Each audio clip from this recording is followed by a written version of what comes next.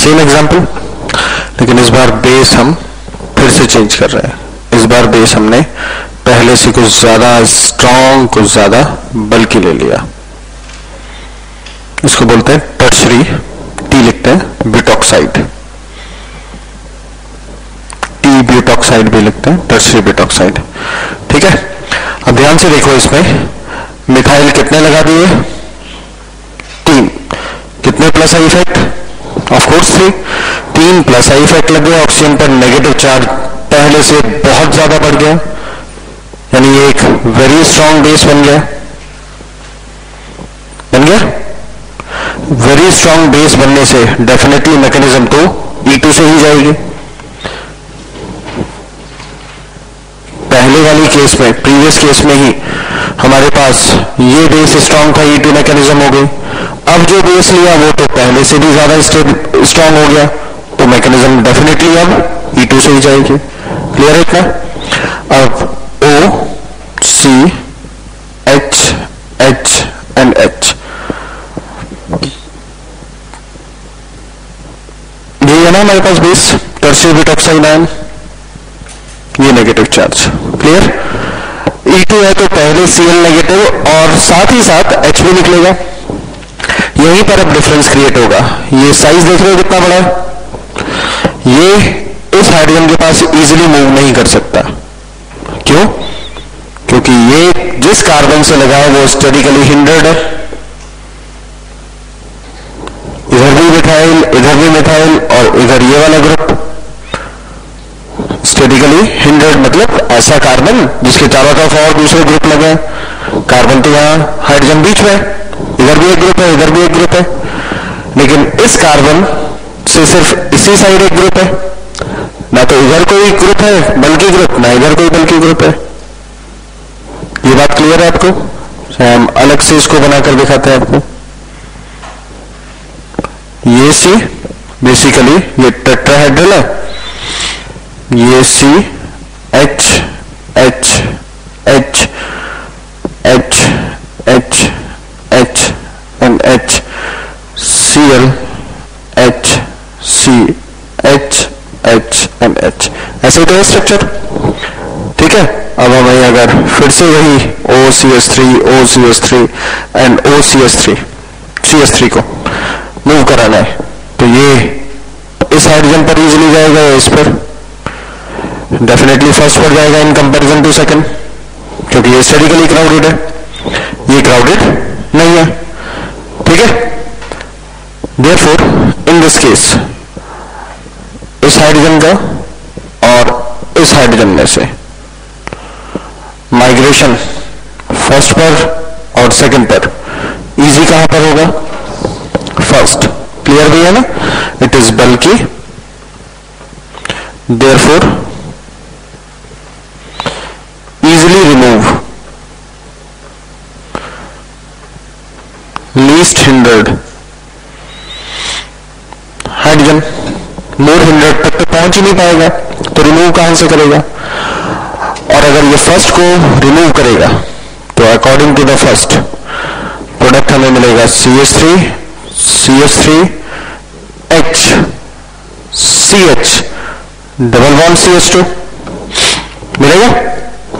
और अगर सेकंड के अकॉर्डिंग जाएगा तो CH3 अगर जाएगा, पॉसिबिलिटी तो है,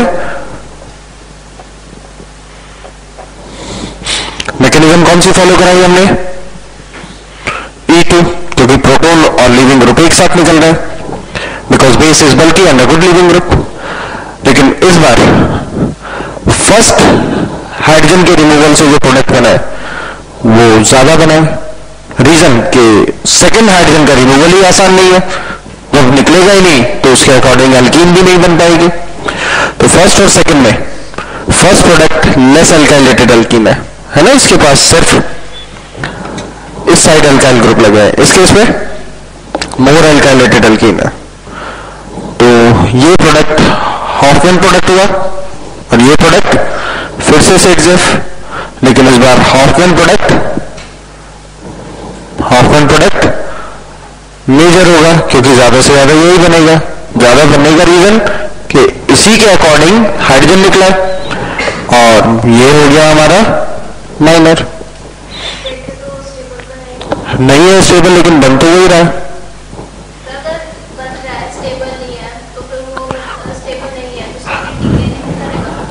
स्टेबल का मतलब कंपैरेटिव स्टडी होती है। स्टेबल का मतलब ये नहीं कि ये बनते ही टूट जाएगा। ये भी बना है, बना रहेगा। आपसे पूछे कि कम स्टेबल कौन है और ज्यादा स्टेबल कौन है, तो ये कम स्टेबल है। कम स्टेबल डजंट मीन कि ये बनते ही टूट गया। ठीक है, बना है, बना रहेगा। आपसे पूछे कि ज्यादा स्टेबल कौन है, तो ये ज्यादा स्टेबल है सेट्स ऑफ प्रोडक्ट, लेकिन ये बन नहीं पाएगा ज्यादा, क्योंकि इसको बनाने के लिए सेकंड नंबर की हाइड्रोजन निकालनी है, और सेकंड नंबर की हाइड्रोजन ये बेस इजीली नहीं निकाल सकता। क्यों? क्योंकि ये इतना बल्कि हो गया।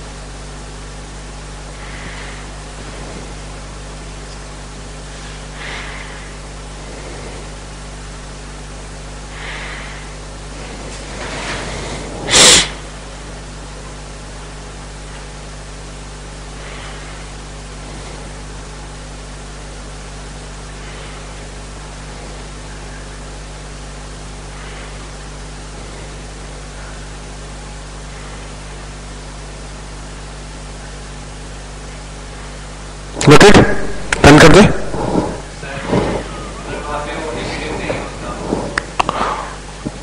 ओ नेगेटिव,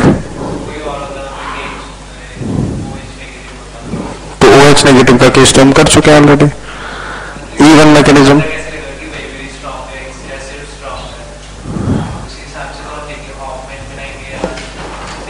कोई भी नेगेटिवली चार्ज स्पीशीज है,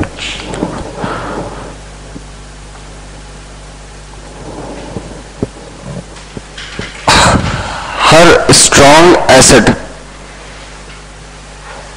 का कॉन्जुगेट बेस वीक होगा, या हर वीक एसिड का कॉन्जुगेट बेस स्ट्रॉन्ग होगा।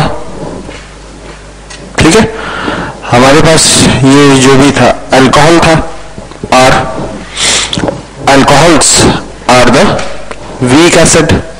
रीजन कि जब टूटेंगे तो R पर O नेगेटिव आएगा और H पॉजिटिव आएगा, और O का नेगेटिव पार्ट और बढ़ गया, और बढ़ने से ये रिएक्टिव हो गया। रिएक्टिव होगा तो H प्लस से रिएक्ट करेगा, और रिएक्शन को कहां रखेगा? मैक्सिमम बैकवर्ड रखेगा, रखेगा ना। बैकवर्ड रखेगा तो फ्री H प्लस आयन नहीं मिल पाएंगे, तो एसिड कैसा हो गया? वीक हो गया ना, वीक। और बेस कैसा हो गया? स्ट्रॉन्ग। अब जितना प्लस आई इफेक्ट लगाते चले जाओगे, नेगेटिव चार्ज उतना बढ़ता चला जाएगा, उतना स्ट्रॉन्ग बेस होता चला जाएगा। समझ आया? क्लियर? अब आपसे कहें कि हमारे पास एक Cl नेगेटिव है, एक C6H5 O नेगेटिव है, और एक CH3COO नेगेटिव है, और एक CH3O नेगेटिव है। इसमें या OH नेगेटिव है कोई भी, इसमें सबसे स्ट्रॉन्ग बेस कौन सा होगा और सबसे वीक बेस कौन सा होगा, उनको उनके इंक्रीजिंग या कहीं डिक्रीजिंग जो मर्जी आए उसमें लिख दीजिए आपको, लेकिन बता देना कि ये ऑर्डर लिखा है हमने।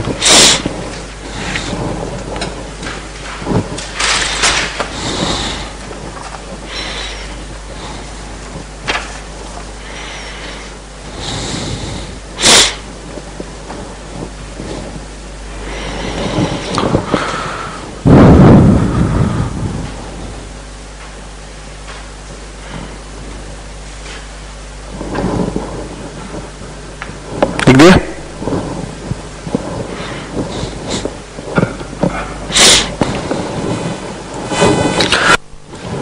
सबसे स्ट्रॉन्ग बेस कौन होगा? उसके बाद first is the weakest base, ठीक है, क्योंकि इसका एसिड स्ट्रॉन्गेस्ट है HCl।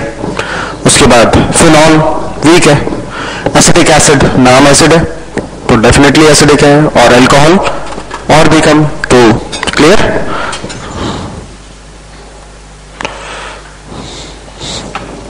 ये कहां से मिला है? HCl से। ये कहां से मिला है? फिनॉल से। ये कहां से मिला है? एसिटिक एसिड से। और ये कहां से मिला है? मिथेनॉल से।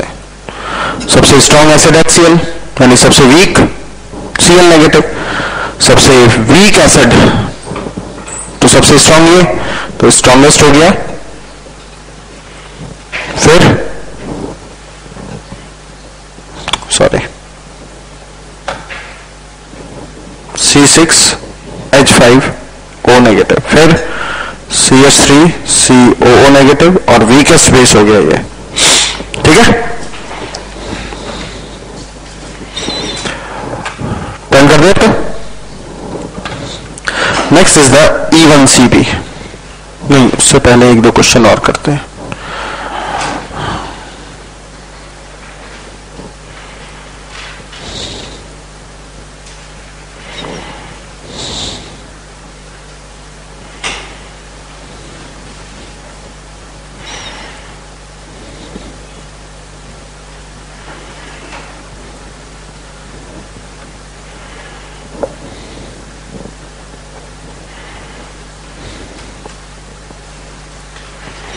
OH नेगेटिव की जगह NH2 भी हो सकता है, वो भी एक बेस है। NH2 और OH नेगेटिव में साइज में कोई खास फर्क नहीं है, ठीक है। ये भी OH की जितना ही काउंट होगा।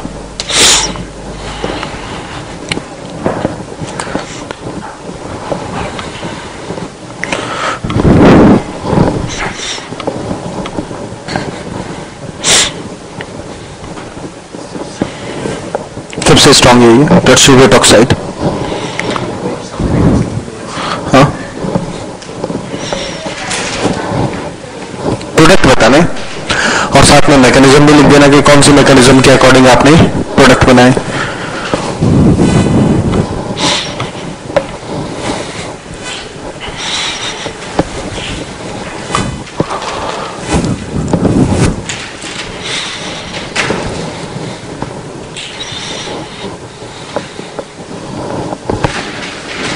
मेजर भी बनाना और लिख देना कि ये हॉफमैन है कि सिट्जर है।